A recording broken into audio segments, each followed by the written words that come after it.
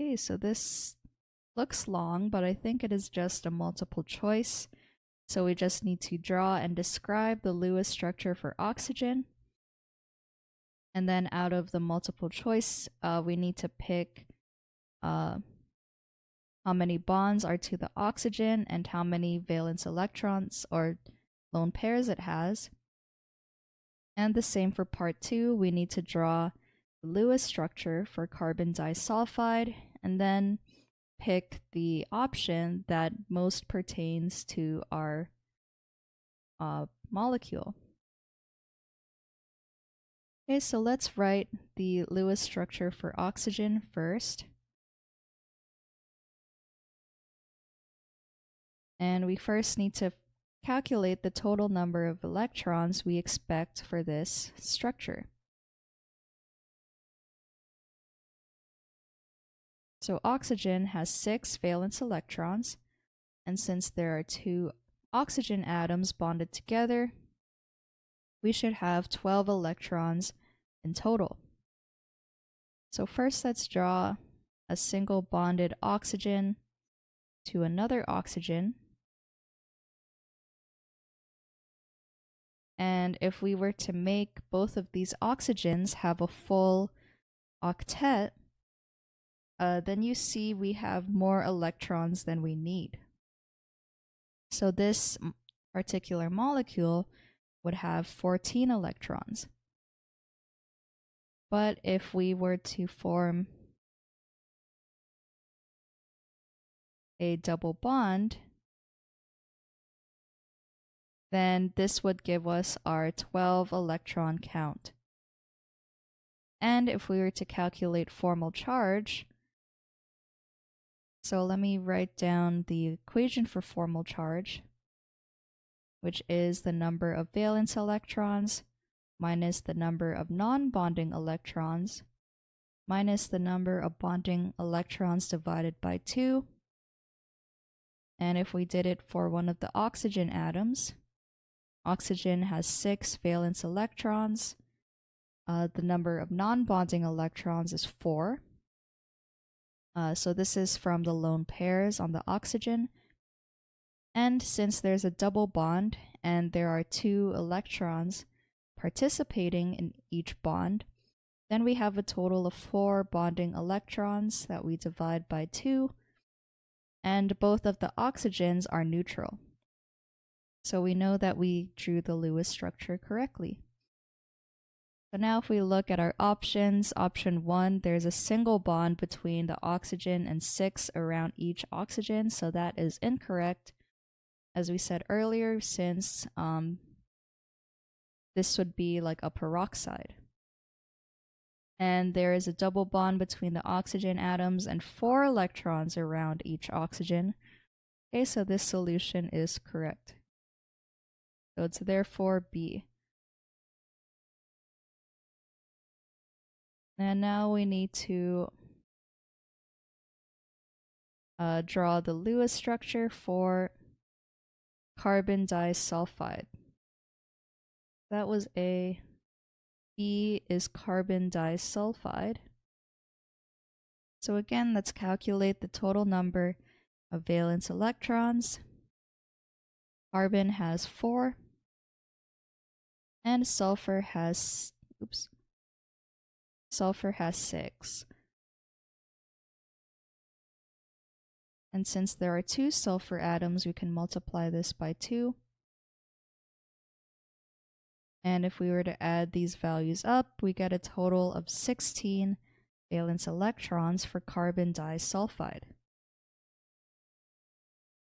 Okay, so let's draw it says to describe all possible Lewis structures for the molecule.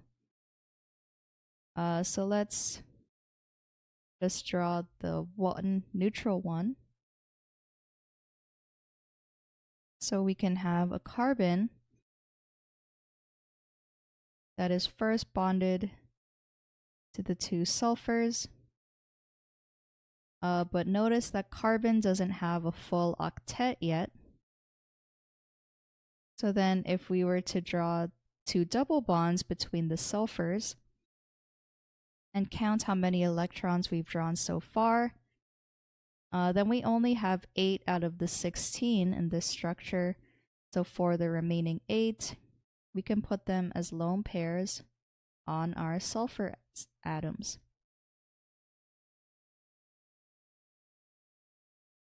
And we can also show another Lewis structure for this molecule to see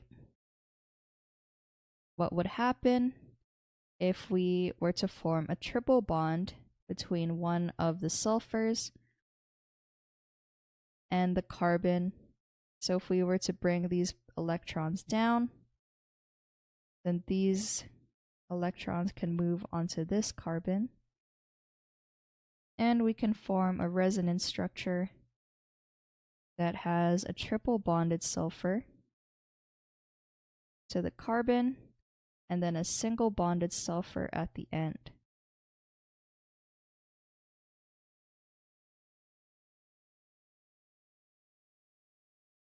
Okay, so this would make this sulfur have a positive charge and this sulfur have a negative charge. So this is another Lewis structure that we could draw for this molecule. So if we look at the options they give us, either A, there's a single bond between the central carbon and each sulfur with 6 electrons around each sulfur. So we know that this solution is incorrect since carbon needs to have 4 bonds to be stable. And then for B, there's a double bond between the central carbon and both sulfur atoms with 4 electrons around each sulfur, so that's correct. And C, there's a single bond between the central carbon and one sulfur that has 6 electrons, and there's a triple bond between the carbon and the other sulfur with 2 electrons around this sulfur. So that is also correct, which is our second structure.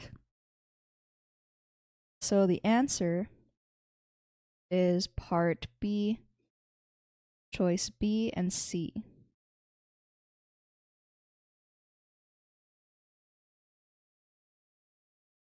Okay, so the junior tutor said to first determine the total number of valence electrons for the molecule O2. And I'm guessing the images didn't really form correctly. But the explanations are all correct. They found that the total number of valence electrons for the second molecule is 16.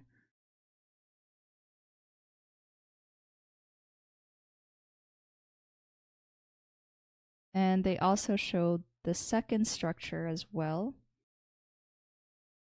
I just think there's some image loading issues. So I'm going to say this explanation is correct.